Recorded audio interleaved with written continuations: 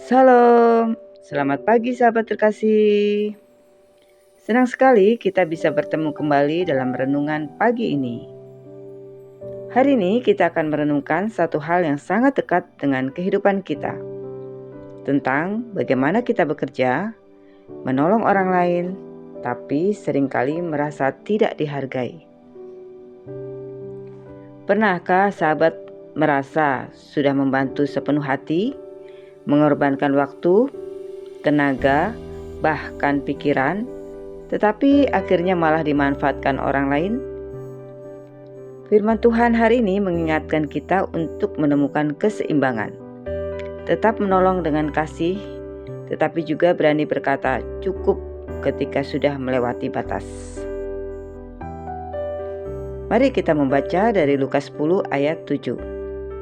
Sebab seorang pekerja patut mendapat upahnya. Pengkhotbah 3 ayat 1. Untuk segala sesuatu ada masanya. Untuk apapun di bawah langit ada waktunya. Sahabat terkasih, dalam Lukas 10 ayat 7, Tuhan Yesus berkata bahwa pekerja patut mendapat upah. Artinya, setiap usaha, tenaga, dan pengorbanan kita layak dihargai. Menolong itu baik, melayani itu mulia. Tetapi bukan berarti kita harus menanggung semua beban tanpa penghargaan. Tuhan ingin kita bekerja dengan sukacita, bukan dalam tekanan dan pemanfaatan. Dalam Pengkhotbah 3 ayat 1 mengingatkan, ada waktu untuk segala sesuatu. Ada waktu untuk memberi, ada waktu untuk berhenti, ada waktu untuk bekerja keras, ada waktu untuk beristirahat. Jika kita terus dipaksa memberi tanpa batas, kita bukan sedang menolong, melainkan membiarkan diri dimanfaatkan. Berkata tidak bukan berarti kita egois, melainkan tanda kita menjaga hidup yang Tuhan percayakan. Sahabat terkasih, Amsal 4 ayat 23 berkata, jagalah hatimu dengan segala kewaspadaan, karena dari situlah terpancar kehidupan. Kalau kita terus terbeban oleh orang-orang yang tidak menghargai, hati kita bisa pahit, lelah, dan kehilangan damai.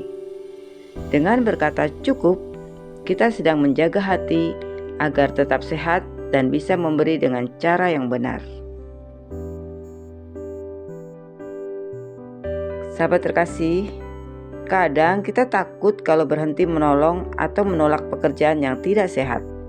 Kita kehilangan kesempatan. Tapi mari kita ingat, Yeremia 29 ayat 11 berkata, sebab aku ini mengetahui rancangan-rancangan apa yang ada padaku mengenai kamu, yaitu rancangan damai sejahtera dan bukan rancangan kecelakaan. Kalau satu pintu tertutup, Tuhan sanggup membuka pintu lain yang lebih baik, lebih sehat, dan lebih sesuai dengan tujuan hidup kita. Sahabat terkasih, mari kita belajar 3 hal sederhana hari ini. Yang pertama, belajar berkata cukup. Jangan takut menolak sesuatu yang tidak sehat. Yang kedua, tetapkan batas. Kerjakan sebatas yang mampu dan jelas tanggung jawabnya. Ketiga, percaya rencana Tuhan. Ketika kita menjaga diri, kita sedang memberi ruang bagi Tuhan untuk bekerja membuka jalan yang baru.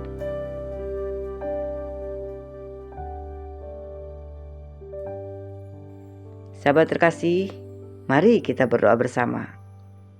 Bapa yang Maha Baik, terima kasih untuk firman-Mu hari ini.